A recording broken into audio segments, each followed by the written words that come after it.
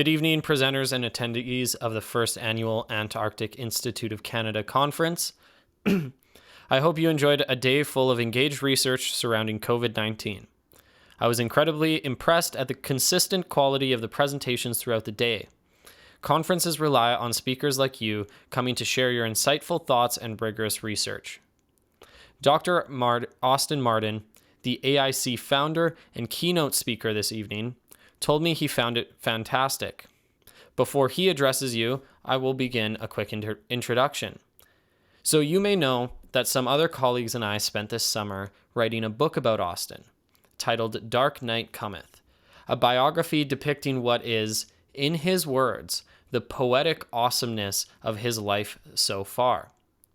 It would seem that after countless interviews, phone calls, chapters, and rewrites, that I would have gotten sick of talking about him. But here I am. I end up talking about Austin a lot and to a number of different audiences too. So I've come up with a format to deliver a nutshell speech about Austin that hopefully captivates audiences without dragging on for the 58 years it would take to tell Austin's full story. When I talk about Austin, I usually butter up my audience by describing him a certain way. I begin by calling him Dr. Austin Mardon, then proceed to name some of his jaw-dropping accomplishments and movie plot adventures. I say something about how he was an early Canadian Antarctic explorer on the lookout for meteorites, and shortly reconstruct the tale where Austin traveled to Moscow only to be arrested by the KGB, which Russia did apologize for, by the way. I like to further puff up Dr. Mardon's ego by lazily dropping the fact that Austin studied at handfuls of institutions, receiving a degree in cultural geography, a master's in science, and education. I nonchalantly mutter something about a PhD and an honorary law degree. Then, once my listener is impressed, I make Austin sound so unbelievably prolific and philanthropic that only his Wikipedia page and Lulu book list can back me up. I explain how Austin founded the Antarctic Institute of Canada, a nonprofit organization that offers many academic opportunities to young people, including all the sweet gigs he gives me, like writing books about him and creating events like this conference. My listeners' eyebrows raise when I say, he's written, edited, and published at least 50 books, and as a group, we're going to publish at least 10 more this year. To make him look humble and slyly remind my listener that Austin is mostly just a regular Joe like you and I mention that he is a mentor in our community, advocating for disabled and mentally ill persons, homeless persons, troubled youth, indigenous communities, and many more. I happily follow with a pronunciation that, because of his strong advocacy, he has received several awards and honors, including the Order of Canada in 2006, the Flag of Hope Award from the Schizophrenia Society of Canada in 2001, and the C.M. Hinks Award from the Canadian Mental Health Association in 2007. While I rattle off these hoity-toity, highbrow intellectual-sounding award names, sometimes people notice that one of them in particular stands out. The Flag of Hope Award from the Schizophrenia Society of Canada. Sometimes people ask me, well, what was this or that award for? When asked about his various awards, I usually respond along the lines of, I have no idea, to be honest. Why? Because counting Austin's achievements is like trying to count grains of sand on the beach. I lose track of which is which, and honestly, there's just too many. But I can always sense the depth and meaning of his titles. Though they seem like a bunch of strange words sometimes, they are reminders of Austin's remarkable journey and the inexhaustible treasures they've yielded. I don't know why he got the Flag of Hope Award, but I know that he has been a flagship of hope for more people than you might imagine. I answer my interlocutor's question, why would Austin get an award about hope from the Schizophrenia Society, by telling them that, well, as he is quick to inform you, Austin was diagnosed with schizophrenia in 1992. He wandered into a dark descent of insanity before treatment, recovery, and a death and rebirth of his old life. Right away, My audience's mouth slowly opens as their head tilts back and their eyes point up. Ah, I've hit them with a classic twist, revealing the secret that ties everything together and makes it even more extraordinary. Since Austin's diagnosis, he's climbed back to a stable life with medication, pursued a charitable life of helping others, and met his wife, Catherine, who, God knows how, manages to deal with his frantic and non-stop phone calls, video meetings, doctor's appointments, paperwork, emails, voiced calls, missed calls, confused calls, letters, and whatever else Austin fills his overflowing plate with. Now, Austin is quick to tell you his story, which is why he has us write it down over and over. And I do honestly love to tell it over and over to new audiences. Why?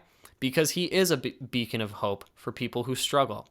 He demonstrates that if he can thrive with schizophrenia, you can thrive despite the grandiose challenges life may throw your way. And besides stacking prefixes and resume bullet points, how has Austin thrived? Well, he has dedicated his life to elevating the quality of people's lives and building a better world, and inspires every life he touches to do the same. Along with many others, I really can't express the gratitude I have for someone who has given me the chance to hone my skills, build my character, and take some risks while keeping me down to earth with my eyes on reality. It's with joy and appreciation that I welcome Dr. Austin Mardon to close the first day of the AIC 2020 conference. Well, this this this summer started out with the words, "We will not go lightly into the night, and we will not go gently into the night." And that really has been this summer because everybody is facing a real uncertainty. And we all heard about some of the things, the figures you never hear about is if or when the vaccines are developed, how many people will die, how many people will get sick.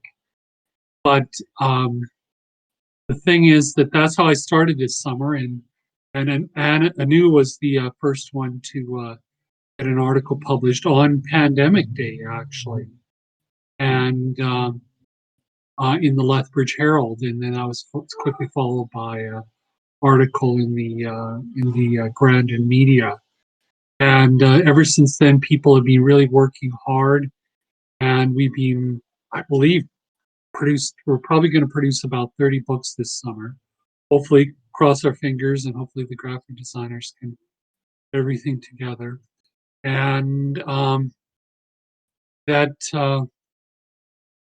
in terms of hope, when I was young, the world was under the cloud of atomic war.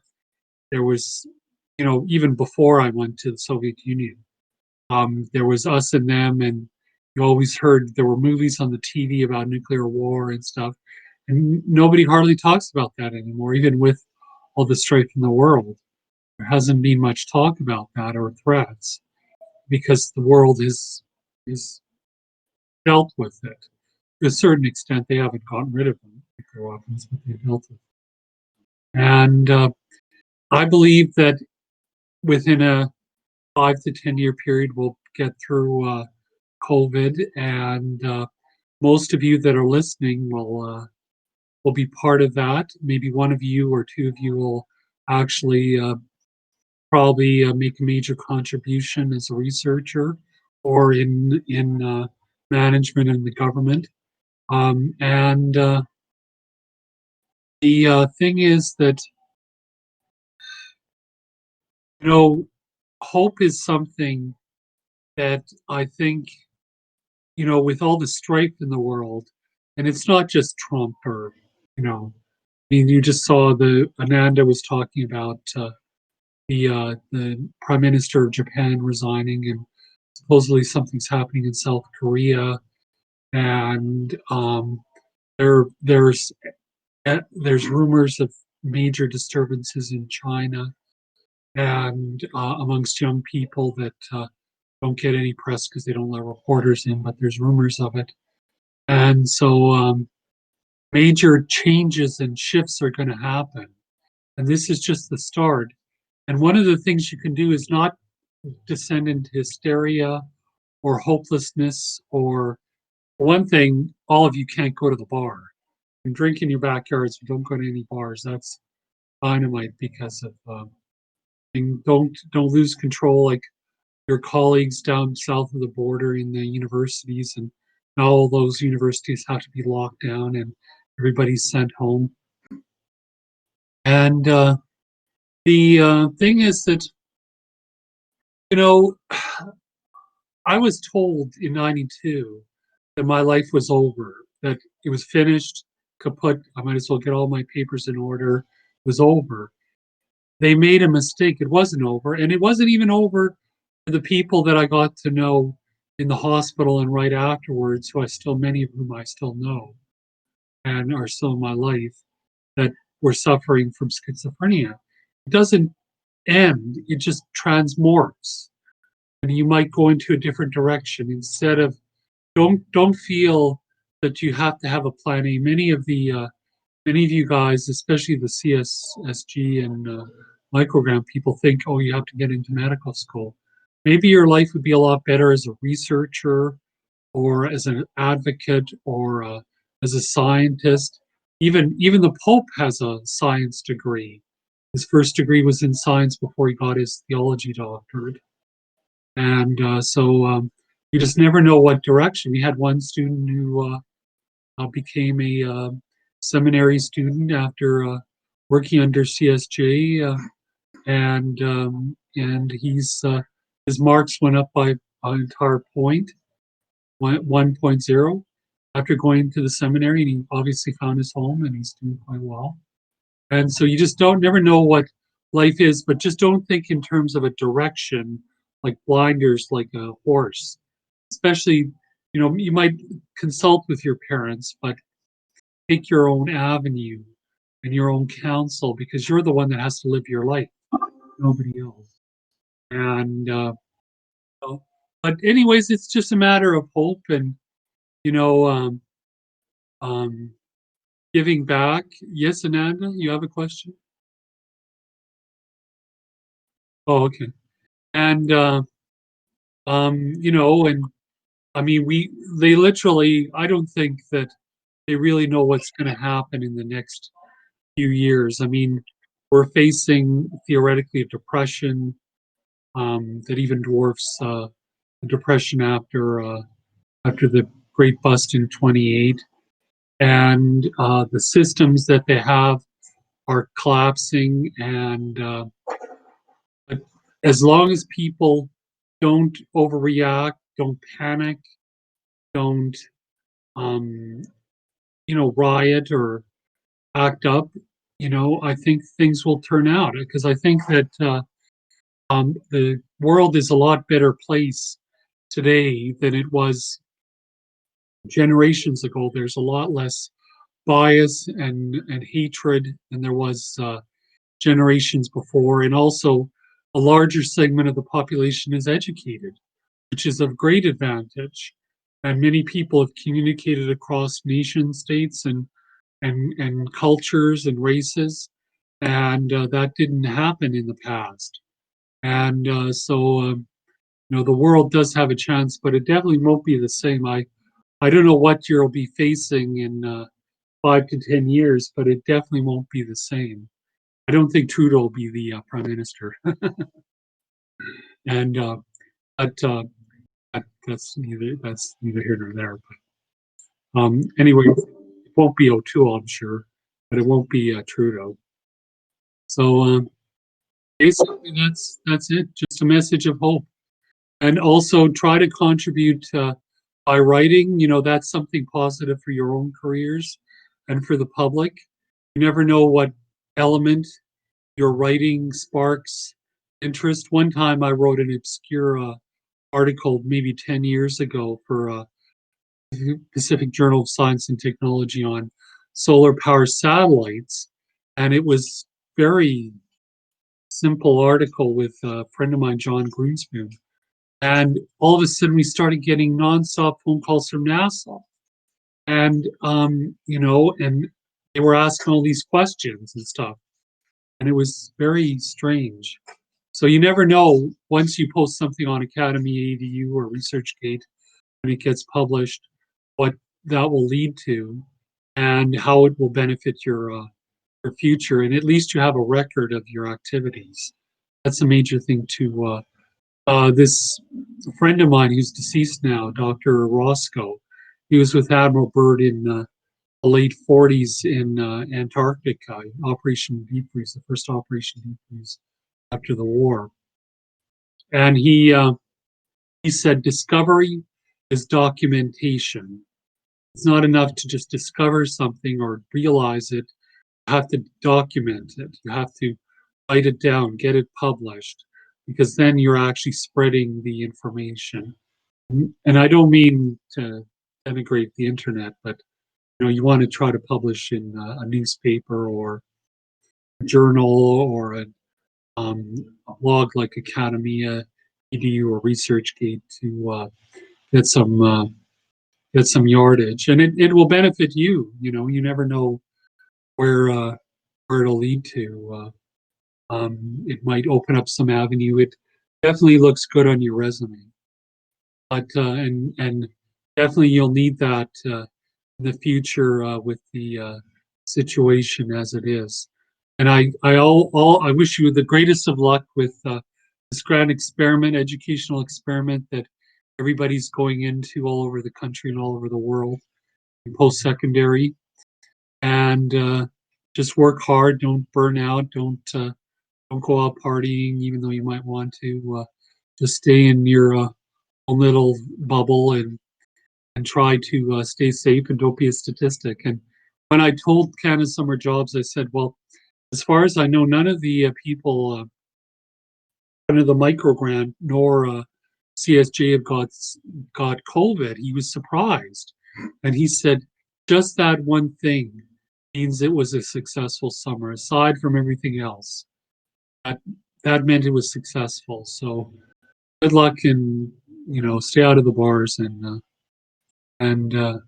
why don't I hope one of you comes back to me in 10 years' time to say that you just received a nomination for a large award or something. Good luck. So, Austin, we got a couple questions for you. Yeah. First of all, what piece of advice is key for students going into school during COVID, in your opinion? Well, I actually did my PhD by distance learning, so I know exactly what you're facing. Somebody was asking me this earlier today, and I said the major thing that you have to do is almost set a schedule and keep to it. And even if you can have another room, some of you might not be able to do that, but another room or another space in a room that you sit down, like the professional space, because the spaces you're in make a difference. So don't hold your schoolwork in bed. Do it at a table that is, hopefully you'll be able to see outside, that you can do your Zoom meetings on. And also keep a schedule, because you're going to be really suffering from a lot of the effects of isolation, mostly, and the problems of that, which can lead to lethargicness and mental health issues, and some drag down on your psyche and even can affect a little bit your IQ. So it's important to separate, have a space to go to, and if you don't have a space, then just a ritual to go to when you're doing your official schoolwork. Because from what I understand, what the indications are from Bray and Jacob is they're increasing. I can't believe this. I heard indications of this from Graham McEwen, but apparently they're increasing the workload of the students since they think they're not working hard enough because they're going to be at home, which is pretty bad in my opinion. But that plays out in other institutions, and it'll be extra difficult. So you just have to keep up with the work independently, maybe have a Zoom committee that you get together to a study group for each class at a set time and study together, and also try to socialize on Zoom or Discord, as in your case, um, Zach. And don't lose hope, because the summer is 8 months away, and at least for the people in Edmonton, Calgary, I'll be able to hire them. And if I get the lottery, I'll apply for everybody across the country. I don't think I will. Although somebody today told me that I should have bet on the 50-50 thing in the Oilers game, but I didn't. So that's it. So is there another question? So, Austin, what's been the worst effect of quarantine, given the fact that you have schizophrenia? How has that affected you? Well, it's probably the break in my rituals, because my patterns of behavior. I had to really shift my patterns of behavior. I suppose that also and naturally I'm inclined to be paranoid. So it doesn't help that the whole world is now paranoid, like I was before naturally, and now everybody's naturally paranoid. And that doesn't help. But probably the worst thing is the fact that the fact that I realized back in January that something bad was happening. I was telling all these people, including some very important people, that something bad was going to happen, and nobody listened. So I have a lot of guilt that I didn't push things further. Maybe try to get it. I kept thinking maybe I should have written an article for the paper in January, forecasting it, but I wouldn't have published it anyways. It was obvious something was going to happen in January after seeing the video clips of the Chinese hospitals, and so so that was the guilt. That's fair. Good answer. We have another question. How does the current pandemic compare to some of the other crises you've experienced in your life? And how do you think that we've learned from those past ones? Well, I think that, like, for example, when the Cuban Missile Crisis happened, which was the crisis back in the early '60s, I was still, I just been born, and that the Cuban Missile Crisis, they opened up communications between the Russians and the Americans. They brought in the red phone, the special phone between the Kremlin and the United States, and this was unparalleled for the communists to speak to capitalists, and that was open. I think it's a matter of communication, and I'm very concerned with the fact there's so much hacking and warfare, cyber warfare in the world, because especially being targeted pharmaceuticals and health facilities, because you think they want to cooperate and work together, but they seem to be everybody seems to be attacking each other, which is a very bad sign. But I think there's a lot of cooperation going on behind the scenes, whatever the posturing is of politicians. I think that the world is going to go back to a situation like before World War II, before World War One, where the United States was not the premier country in the world, or great powers in the world. At that time, mostly European and Japan. But there's going to be great powers in the world. But the Americans their star is ascending. It might reascend a little bit, but it's obvious something's changing. And so communication, that's the major thing. And communications between peoples, not just through official media that's censored. So we can actually get a little bit of information from China, and the Chinese can get information. Awesome. So we have just another question on a different note. What was the highlight of your summer with CSJ this year? A highlight? Oh, I suppose the highlight was the Johnson brothers getting into med school. I couldn't believe. I told them, if they had told me they were both applying at the same time, I would have given them a stern lecture that they block each other from getting in, and the fact they got both in was unbelievable. I mean, and was really a testament to their fortitude, and I'd worked with them for years, and also that was a highlight, and also the conference was a highlight. We've never done that before.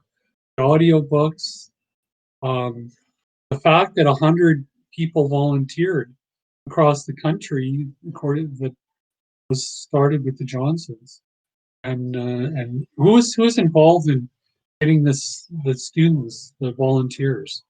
Is that mostly the Johnsons? The Johnsons did all of the finding of volunteers. And that really impressed me, that students would want to work with us from across the country. So that was a highlight. The fact there haven't been too many problems this year. Like Ray keeps saying that there's problems. He keeps encountering problems, and we've had problems. Nothing earth-shattering.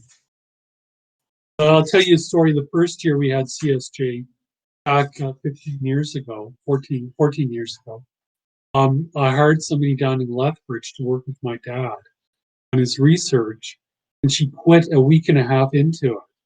I don't know if that's because my dad was difficult to work with, or if she just thought she didn't have to work. But it was a disaster. And the next year we didn't get funding.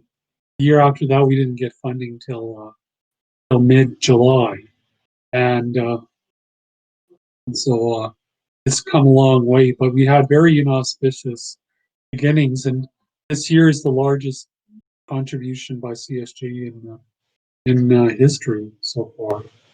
And the fact that we're able to go for till January is pretty nice. I think maybe they should consider doing that permanently, but I don't think they will. We'll probably call it pretty quick, but we got one more question just for fun. Who's your favorite author, Austin? Well, it's probably either Heinlein or Isaac Asimov. And which books? Which books of theirs? The favorite ones, well, I have them. The Foundation series by Isaac Asimov. What draws you to sci-fi? Well, it's because it's sort of like my dad said, it was just like fairy tales, but it's more than that. It involves the future, it involves possibilities. I remember reading it as a very young child, in elementary and high school, going beyond that to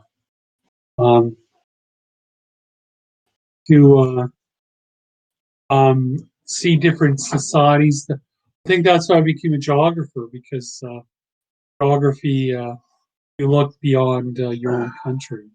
And then I got into space and saw meteorites, and then did a lot of space stuff, because that was a development from my science fiction reading. I just would write sort of pseudo-scientific articles that I thought were neat, and that was it. The future, the undiscovered country, as Shakespeare said. Well, awesome. Thank you very much, Austin. So that'll conclude our keynote presentation for this evening. Thank you, everybody who attended. Thanks again to Austin specifically for everything from the AIC conference to his presentation here. For everybody, just a reminder that tomorrow we'll start again at 9 a.m. Mountain Standard Time, and we'll get with the second day of presentations. And in the evening, we'll have a keynote by Austin's wife, Dr. Catherine Mardon. So we'll see everybody there tomorrow. Have a great evening. Okay, have a good evening. Stay safe.